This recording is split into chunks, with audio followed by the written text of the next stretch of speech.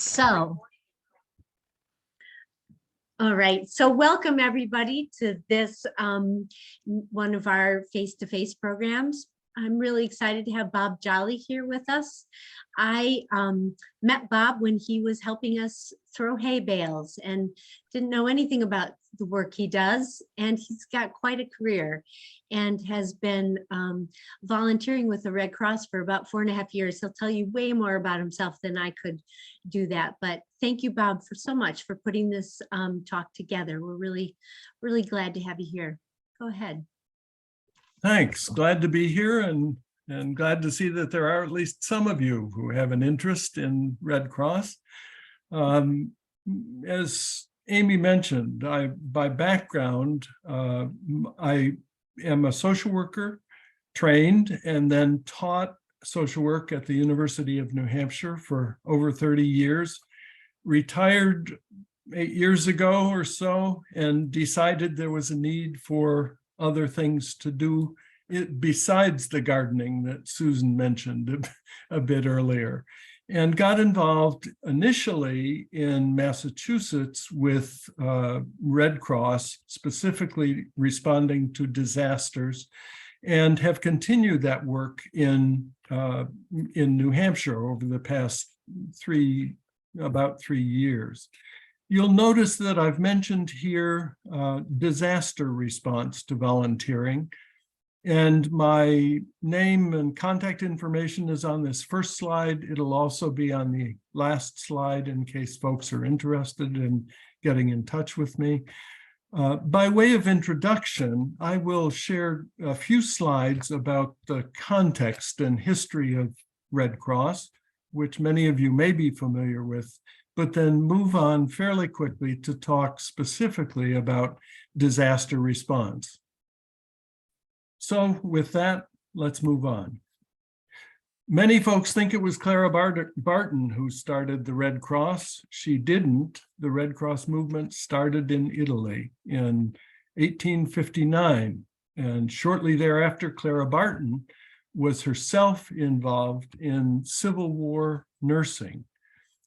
After the Civil War, she traveled to Europe and spent a considerable amount of time with the folks who had founded the Red Cross organization, essentially to deal with the casualties of war. In some cases, it was the families of those who were killed in the war. In other instances, it was the many thousands who had been injured. To try to help them whenever they could to deal with their particular situations. Clara Barton, you see, lived from 1821 until 1912, worked with the Civil War as a volunteer nurse, and then in 1881 founded the American Red Cross and served as its president for the first 20 years that it existed. The mission statement is described here. Red Cross prevents and alleviates human suffering in the face of emergencies by mobilizing the power of volunteers and the generosity of donors. Many of you have been asked to donate blood, funds, potentially other resources to the Red Cross cause. There are approximately 300,000 volunteers currently in the United States involved in various aspects of the American Red Cross organization. Most of us are perhaps most familiar with blood services, and that's certainly a significant portion of the work that Red Cross does, gathering and sharing, storing, and then sharing blood where it's needed, when it's needed, under various crisis circumstances. I'm guessing that probably some of you have experienced Red Cross with lifeguard training or water safety instructor training or CPR or first aid courses. All of these are aspects of what Red Cross does. Some people aren't familiar with the fact that Red Cross is by its original charter involved in services to the armed forces. The picture in the middle, service to the armed forces, is probably taken in one of the current overseas bases that have been set up in the context of the Ukrainian war. The folks there are providing a place where soldiers can gather. They often, a significant portion of their work involves helping service members to make contact with their families back home. And if you look down in the right-hand corner of the screen, you see the Red Cross volunteer talking with a family, working with families at times of deployment and when service members return are significant parts of what Red Cross to the armed forces does. Disaster relief is the other portion of what Red Cross does, and about a half of the volunteers are involved one way or another in disaster relief. You see from the photos that we're talking here about national responses, whether it's floods, hurricanes, wildfires, tornadoes, any of the above are the kinds of things that we who are involved with Red Cross disaster relief get involved in and are deployed to. We also respond locally to, as disaster action teams, to what are usually home fires. The most common disaster locally is a local fire. And I will talk more about some of the kinds of things that people do that I have done in both contexts. The one piece of the introduction that I should have made clear is my own involvement with Red Cross relief efforts is a focus on mental health. By virtue of my training and experience, I continue to be a licensed social worker, and it's licensed social workers who provide mental health services to victims, both nationally in deployed situations and locally when there's a referral from a disaster action team for representing a need for mental health services locally. I want to give you some examples of the kinds of things that people do nationally. When we're deployed, there are a variety of different work groups that are engaged in the disaster response process. One of the most significant of those is sheltering.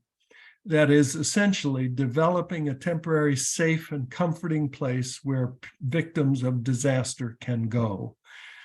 It's a place where clients connect with services, oftentimes that are needed to begin the recovery process. And in many cases, it becomes a community center where others can come for food, emergency supplies, information, and recovery services. The volunteer in this case is talking with one of the residents in a shelter. You might have heard or might have seen pictures of some of the shelters recently in Florida that were established during Hurricane Ian. People oftentimes forget within a week or 10 days of the event that there are still people who are struggling, having no place to be, no home to go to. So if you think, in fact, it's just this week that the last of the shelters that Red Cross has been involved in are being closed in Florida, 6 weeks, something like that, or longer after the disaster itself occurred. This is what sheltering looks like at the beginning. It's a matter of bringing in a semi-truck loaded with supplies. Cots that are set up in a gymnasium or community room in a large community building. All of these are planned in advance. So it's a matter of contacting the folks who own the building, who care for the building, and then moving in volunteers who are ready to set up the place for people to come in.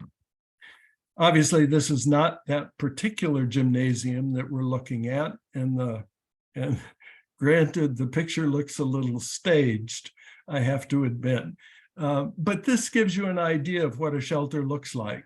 Men, women, families, children, all move into the shelter and are taken care of in this kind of a setting when shelters are required because people have had to be evacuated. One of the difficult things is trying to predict how many people will come into shelters. One of the deployments that I was involved in was Kentucky. And part of what we discovered in the Kentucky floods was that many people preferred to stay with family and friends rather than come into semi-public, into Red Cross shelters. So oftentimes there weren't as many people in the shelters as we had originally anticipated. Feeding is an important part of taking care of the people, helping to provide for their basic needs. The picture on the left is taken in a shelter where a meal is being prepared and folks are coming through the line to get their lunch or dinner. Red Cross itself does not do cooking. That is managed by other organizations. For example, the Southern Baptist organization sets up kitchens oftentimes in the South and West and do provide food for Red Cross run shelters. World Kitchen, some of you may have heard of, also oftentimes provides food for shelters when that is necessary. In some cases, as you can see in the other picture, food is made available to people where they live. When floodwaters begin to decrease, if people are able, they go back to their homes, but electricity, water, sanitation may still be cut off for days or weeks until it can be restored. And Red Cross tries to get out to those areas to provide food for the folks who need it. In a shelter, there are three areas of feeding that are critically important. The snack and beverage table is always loaded, always available for anybody, anytime. This is folks who come in looking for resources. This is people who are staying in the shelter. This is staff and visitors as well. The snacks are not necessarily as healthy as we might hope or wish, but salt and sugar are obviously on the menu. Coffee and water is also always available. Serving areas you see in the middle photo, people come by and take what they want for a meal. And then on the right-hand side, you see where a segment of a large community room has been set aside as the dining area. Volunteers are needed in each of these kinds of places. And you can see in each case, there's a volunteer that's available. Food is brought in the insulated food boxes, loaded into trucks or ERVs, emergency response vehicles. On the lower photo, you can see a volunteer delivering clamshell meals to probably a family in the car that have requested those in their own home area. One of the other functions of volunteers in disaster deployments is logistics, moving stuff from a semi-truck that brings in a load of supplies into the ERVs that would deliver them to shelters, to resource centers that have been set up to try to meet the needs of people there. Left-hand side, you can see water, always water is being prepared for delivery in one of the ERVs to areas that have that need. And as a mental health volunteer, if we're following one of those logistic trucks that's headed to a specific neighborhood area, we too might well carry along cases of water to share with the victims of the disaster that we're serving. These are other examples of logistics. In the lower left-hand corner and the right-hand photo, you can see people managing, moving what are cleanup kits. These kits put together by Red Cross would have gloves and bleach and trash bags and scrubbing accessories that would help oftentimes in flood situations to help clean up the debris that's been left or the mud that's left from the flood itself. Red Cross also would provide shovels and rakes if those could be useful in certain circumstances. Again, the ERV, the emergency response vehicles, are the way in which much of that would be delivered to victims in their neighborhoods or communities. Oftentimes, a public parking place can be a delivery place where Red Cross would set up, sometimes with other agencies, offering, for example, these kinds of supplies or providing water for anybody who wants to come and pick up the water that's available there. Disaster assessment is another volunteer function. There are 4 categories, as you can see, to disaster assessment.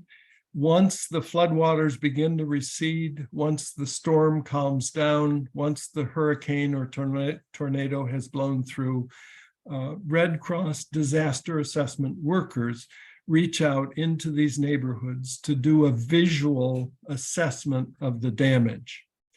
If the damage is none or minor, generally, people would not receive money, financial support from Red Cross. Major destruction or major difficulty is essentially described or defined as structural damage to the building. So it could be a building that's tipped over, for a mobile home, for example, that's tipped over.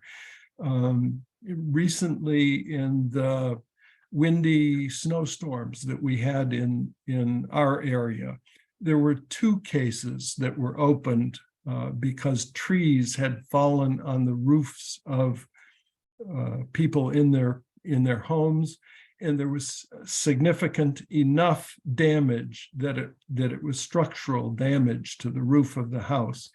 That was declared major destruction. If the building, if the home is destroyed completely, then those 2 categories, major and destroyed, often do receive financial support from Red Cross. Volunteers don't go into buildings or homes. It's a matter of looking at the water line. And sometimes in Florida, from colleagues, I learned that was very difficult because people had oftentimes begun to clean up the sides of their homes or mobile homes, so that it was harder to tell how high the water had come. If the water is above the first floor, if it comes up into the first floor, that too would be described as major damage to the home. Casework is another function. In this case, this is casework that's being done probably in a resource center or potentially in a shelter. These are people who are signing up for what it is they need, providing information about where they can be reached, where they're staying, and or being helped with some of those situations if in fact the need exists. Caseworkers are people who have taken, in some cases they may have had some casework, social work background or experience. In many cases, they're people who've taken the Red Cross courses to that end and are able to help folks begin the process of putting together what they need to do in order to recover from that particular disaster. There are also many of us who are IDC, or individual disaster care volunteers. You can see in this list health services, mental health services, spiritual care, child care, and disability integration.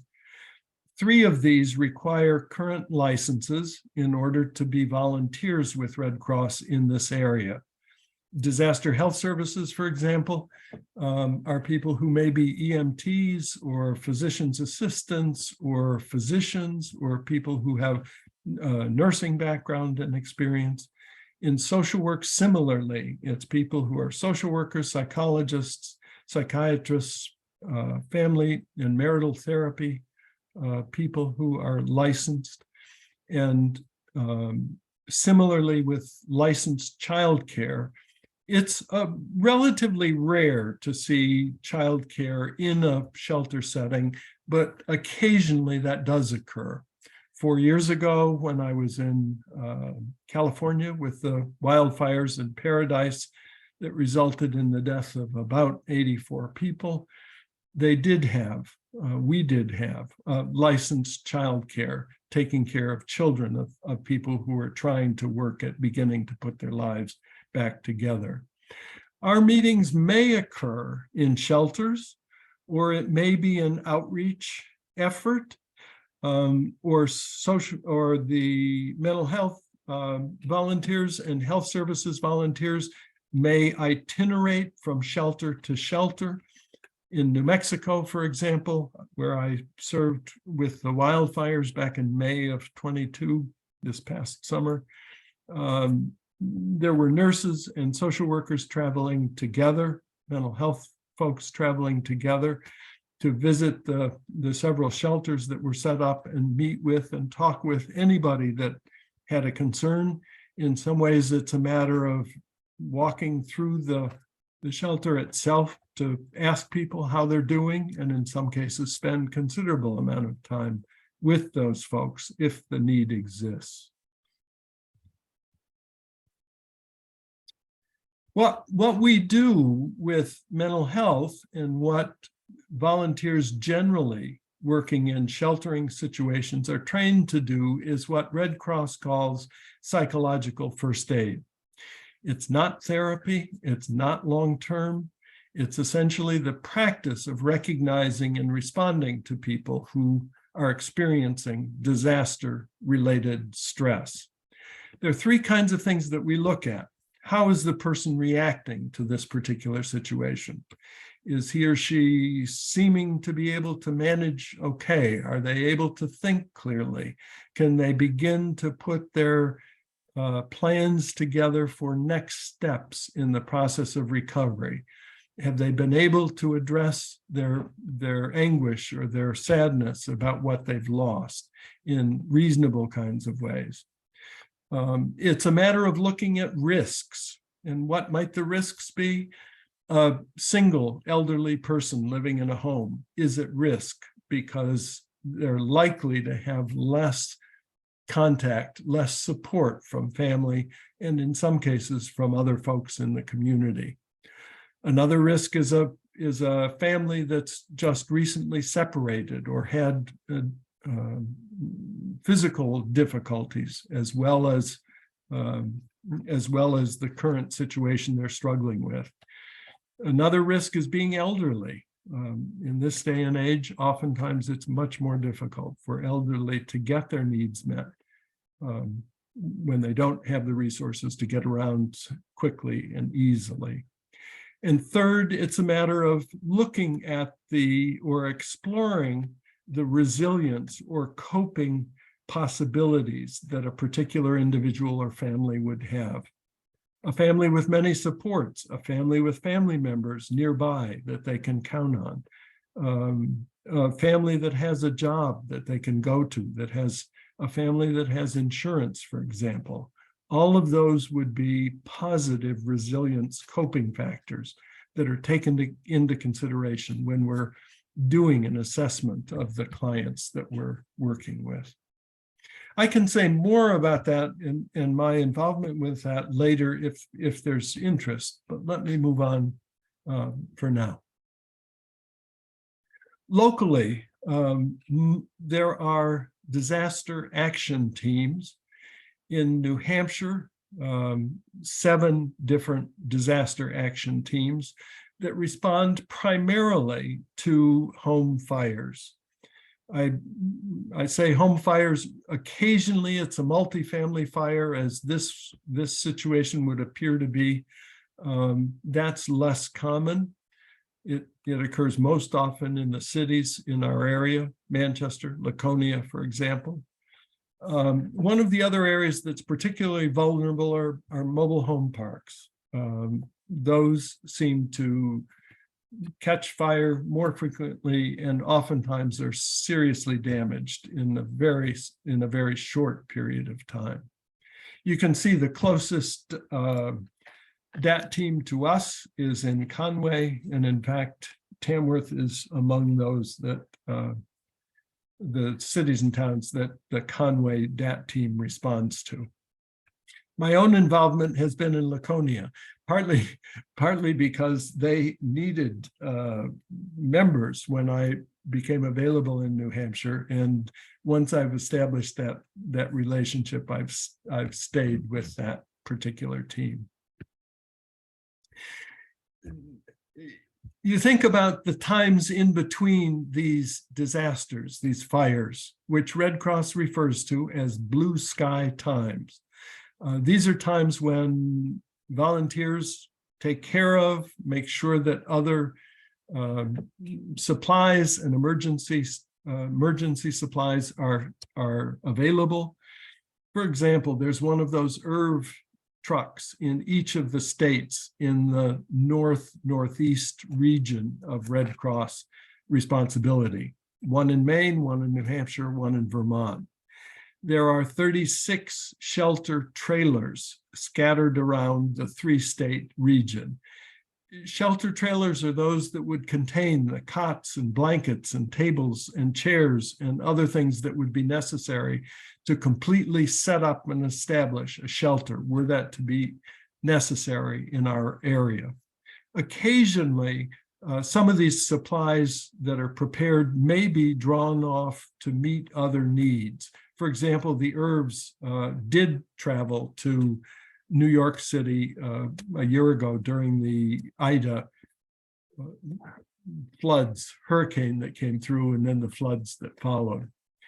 There are other trailers that are available that have other supplies in them, rakes and shovels, for example, cleanup kits, emergency medical supplies, and pet supplies. Interestingly enough, many shelters do allow pets, not necessarily in the shelter, but sometimes in trailers that are set up for cats and dogs. I have seen a shelter that allowed a young boy to bring in a pet mouse into the shelter himself, but that's unusual. Pet supplies are something we don't think about oftentimes, and yet those of you who have pets know how important those are to the people who own them.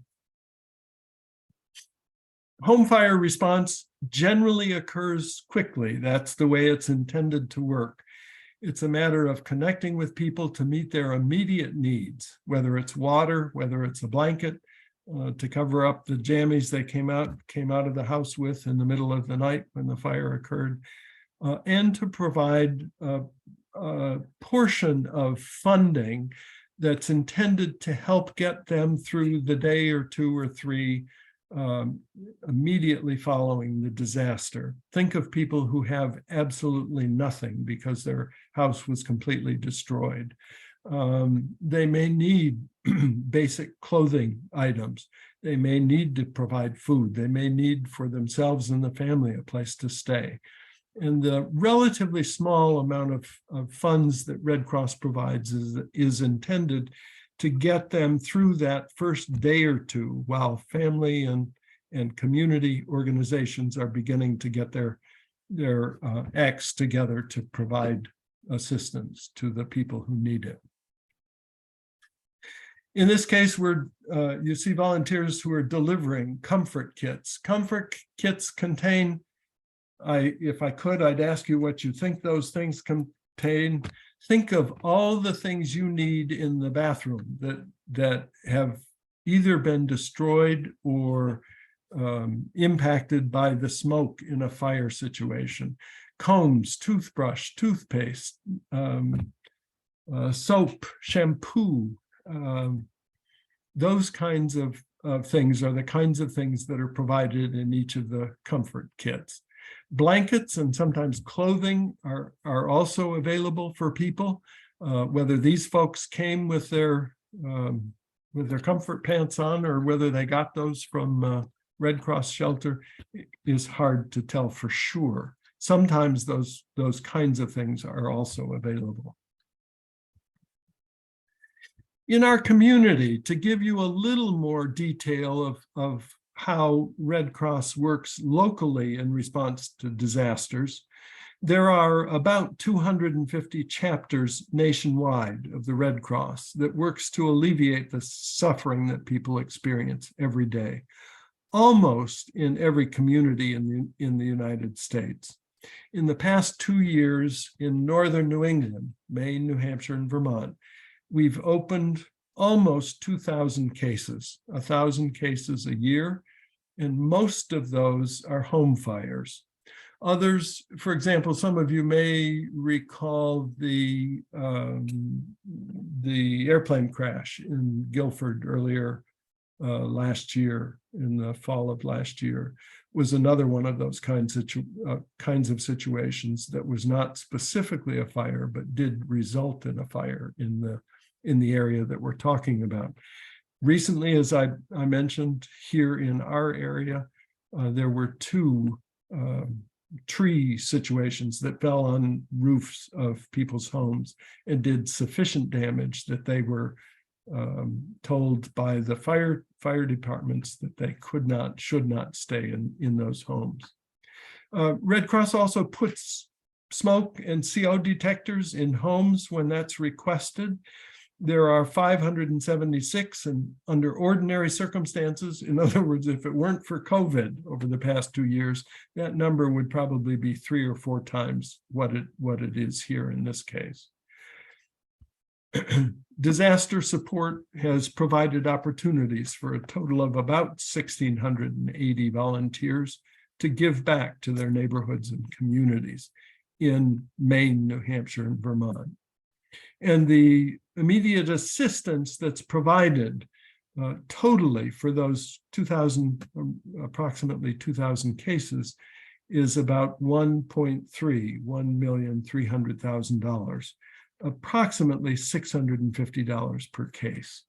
So you can see, if you think about that for a family of 4 or 5, that's not a lot of money. It might provide 2 or 3 nights in a hotel, enough for food, hotel or motel, enough for food, and perhaps a trip to Walmart or a thrift store to get some tops and bottoms and underwear and socks and other essentials that they need. Applying to volunteer with Red Cross isn't easy.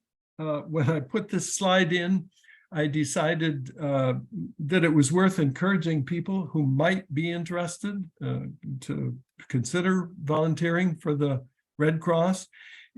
Interesting, if you saw James Bowles' presentation 2 weeks ago, James was talking about recruiting young people with lots of energy and interest in working with the fire department. In our case, it's oftentimes people who have retired, who have the time to provide time and energy for Red Cross, and there certainly is a constant need. Actually, applying to volunteer is not terribly difficult. It's just there is so much information that it's sometimes a little hard to sort out. I've mentioned here the actual form on the first item on this page is available if you type in that listing in a Google search.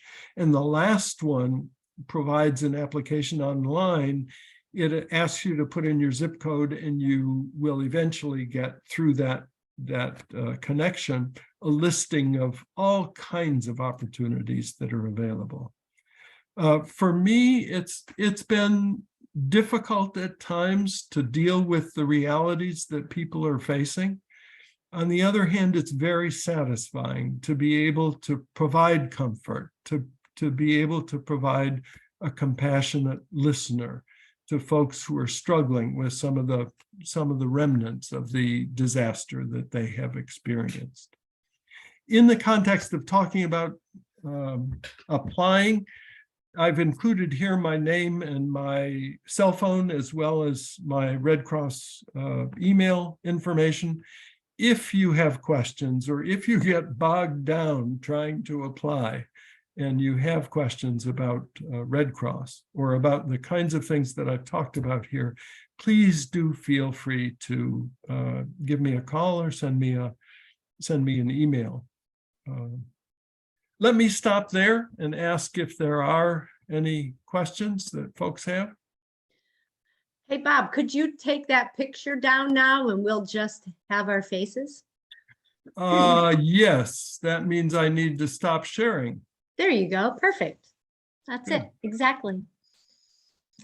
Does anyone can just unmute themselves and ask? I'll ask one. I'll start it off. I was wondering about, you know, I saw those pictures of people giving food. Is everybody a deployed person, or are local people helping out? If you're in Kentucky, is it the Kentucky Red Cross team that shows up, plus you, plus other people who are coming in from afar? Or could it be random people on the street? Or is it only Red Cross? Do you know what I'm saying? Yes, it would be Red Cross and only Red Cross. People would need to be a part of the organization in order to be involved in providing its services. We do, on some occasions, have volunteers who come in locally for a short period of time, working under the mentorship of one or another of the members of the Red Cross who are present. Where people come from depends on how large the event is. In Kentucky, for example, the Kentucky Red Cross was very quickly overwhelmed with the need for people to fulfill a whole range of different functions in that particular disaster recovery operation. So people were brought in initially from the division, in other words, from the southeast of the United States. And then as the situation grew larger, they were brought in from all over the country. And that's common in large events, like Ian, for example, like the New Mexico wildfires, like the California fires, like the California floods now. Red Cross is looking for Red Cross volunteers to deploy to California to address current needs there. Thanks. I have a question, Amy. Hey, Bob, I was wondering, how does it work? Who calls you and says, hey, we need you? And then do you like grab a duffel bag and you run to the airport? And are you paying for the plane ticket? Are they putting you in a hotel? Things like that. Yeah, good question, Bob. Yes, we list our availability on our Red Cross profile so people can see whether or not we're available. And it would be the folks who are in charge of staffing who would put in a call for a local fire, for example. I will get a call from the person who is on call to take in new situations that come through and say yes or no to being able to respond to a particular situation. Most of us do have a go bag packed. Red Cross does pay for air transportation if it's a long distance. Locally, we use our own vehicles back and forth. That is not reimbursed generally, could be used as volunteer expenses. We are often put up in staff shelters. In one occasion, I was in a shelter where the clients were in one room and female staff in another room and male staff in a third room. In most cases, staff, whether paid staff or volunteer staff of Red Cross, would be in a separate shelter. Sometimes it can be a shelter as large as 150 or 200 volunteers, males and female, all in the same place. Occasionally, and particularly during the pandemic, Red Cross had to put people in hotel rooms in order to keep us from becoming COVID laden. Both in New Mexico and Kentucky, when I was there were significant outbreaks of COVID, both among clients and among volunteers. Volunteers were immediately quarantined and were essentially held in that quarantine for a period of 5 days after they stopped testing positive. So there are attempts made to deal with that. Now we are back to mostly staff shelters, wherever they may be set up. Thanks. Susan, go Bob. ahead.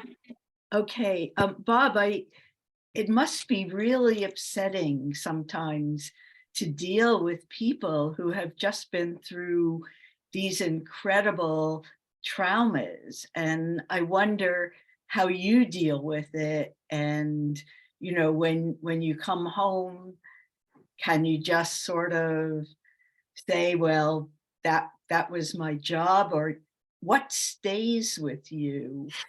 And how do you cope with this kind of piling of trauma upon trauma in these events? Good question.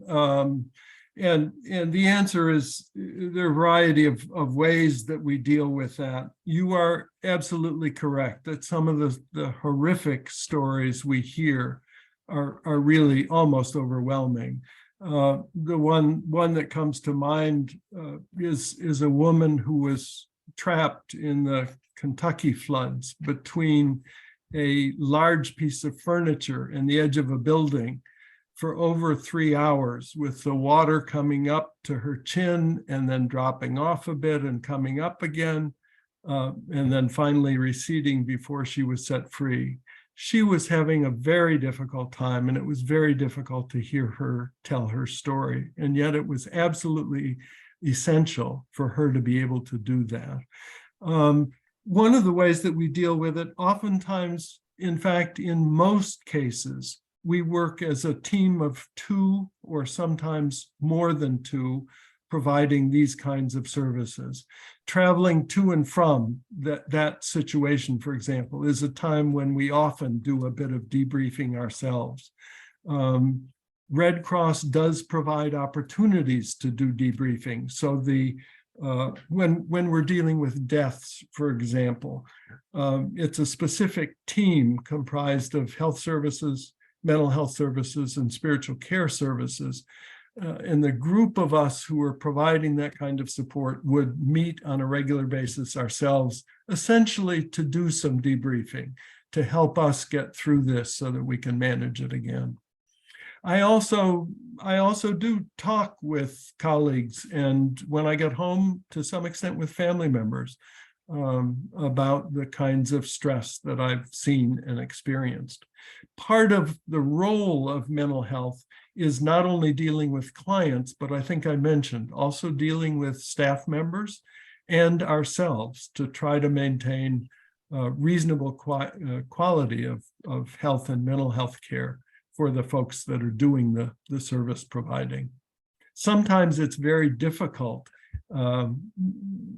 I can think of one situation where a young woman volunteer had come from a very difficult situation herself and just could not handle the situation that she was put in.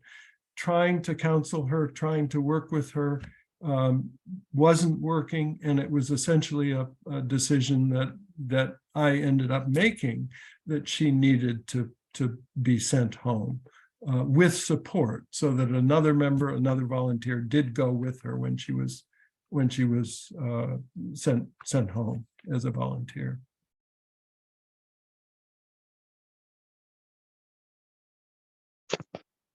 I had a question. Go ahead, Bruce. Um, What kind of training is given? I noticed with all the various roles you have, you get trained for something. I'm sure that there is some training, so you get trained for a particular role, and then a period of time goes by where you don't get any experience in that role because there's no critical situations that require that fulfillment. Um, uh, uh, so, what happens in that case? How many roles can a person fill? Um, and what happens when, you said that you can put your availability down if you know that you're going to be out of the country for a little bit. I assume that you can, set that up on a schedule and uh, um, nobody's going to call you in that situation. My bigger question though relates to the training and role fulfillment. Yes, that's another good question. That as you could tell, or as you might be able to imagine, there are literally dozens, probably hundreds of different roles that people can fulfill. The ones that I mentioned are fairly common in deployment situations, but there are many others. For example, there is a Red Cross photographer who goes around getting permission to take pictures of deployment situations. That's where many of these pictures come from, is the list, the supply of photos that are available. And anyway, generally people would do the training for 2 or 3 or perhaps 4 different group assignment areas, and would try to maintain those by keeping up training as it's offered on a regular annual basis to be prepared to meet those roles. In my case, it means staying in touch with the DAT, Disaster Action Team, which is one of the things that I do locally, and disaster mental health services, which I do on a regular basis when I'm deployed. There are dozens of courses in each gap area, in each group area that people take to prepare themselves, and then other courses that are available to maintain those skills. Thank you. Did that get to the essence of your question? Yes, you did. Okay.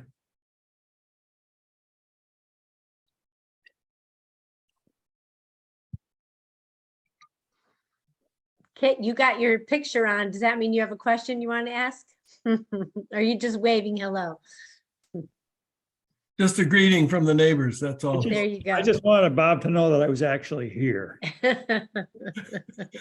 And I see Gene Williams too. So Gene and Susan and Kit, we've got most of the neighborhood represented. Exactly. Richard and Gabrielle. Yeah, yeah. Well, I was curious, so then it sounds to me like you see a lot of the same people in the area of mental health crisis work that you have.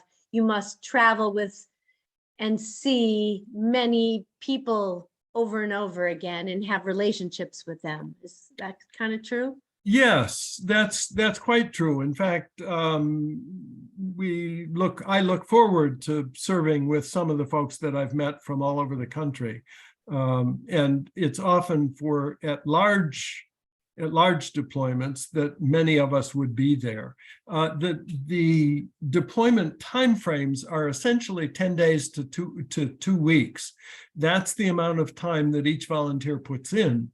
That's another answer to Susan's question. We try not to burn out volunteers by keeping them on 3, 4, 6, 8, 10 weeks if the disaster continues that long. A person would go for 2 weeks and then someone else would come in. So I will see some of the same folks that I've worked with before in the 2 weeks that I'm there, and it may be while I'm there, new folks come in, or other folks that I've worked with before are coming in to fill in the places that are being vacated by those of us leaving. But yes, we do develop national connections with some of the folks that we work with. Right. When you respond out of the state, would you go with other people from the Laconia group, or you would go as an individual based on your skills and the needs? Generally as an individual. It's not, occasionally there are groups of volunteers that work together. I know, for example, there's a logistics team that's based here in New Hampshire and Vermont that does occasionally get invited to a deployment because of the leader and the group of people that he has put together. But generally, we would go as individuals. In my case, it would be as an individual to a situation that needed mental health services. Thank you. Is the Red Cross in trouble or is it doing fine? Like, what's the pulse of it? Are they needing people?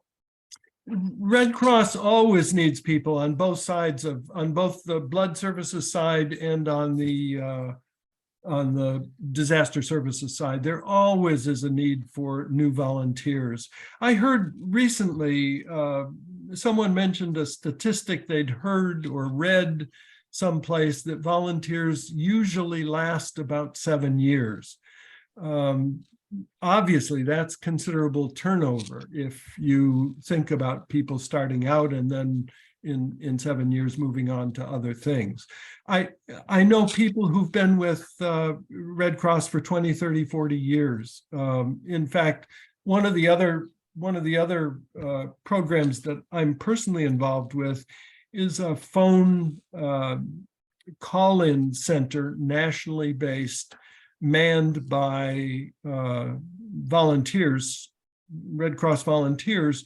And two of the folks that I work with on a regular basis there have been with Red Cross. The one woman was with Red Cross paid during the Vietnam War. She's my age, late 70s at this point, and still involved with the organization 40 years later, 50 years. How many years later is it? Yeah, 50, 60 years later. Wow. So How long have you been with the Red Cross, Bob? just over 4 years. If some people go back to their lifeguard training, their water safety instructor when they were teenagers, I could do that too. I did once upon a time my junior and senior life saving, and then my WSI, and then lifeguarded for a couple of years when I was a teenager. But currently, it's been just over 4 years that I've been actively involved with Red Cross. Thank you. Welcome. Thank you all. I don't know if there are other questions, but you've been a good audience. Thank you, Bob, so much. I would have enjoyed it a little more if we could have made it interactive, but that's difficult to do. This kind of situation. So thanks for participating. Well, thank you so much, Bob. We really appreciate your time, and people feel free to ask any questions later. Yes, do feel free to call or send me an email if you have other questions. Okay. All right. Good night. Thank you, Bye. everybody. Bye. Thank you. Have a good night. Bye. Thanks so much, Bob. You're certainly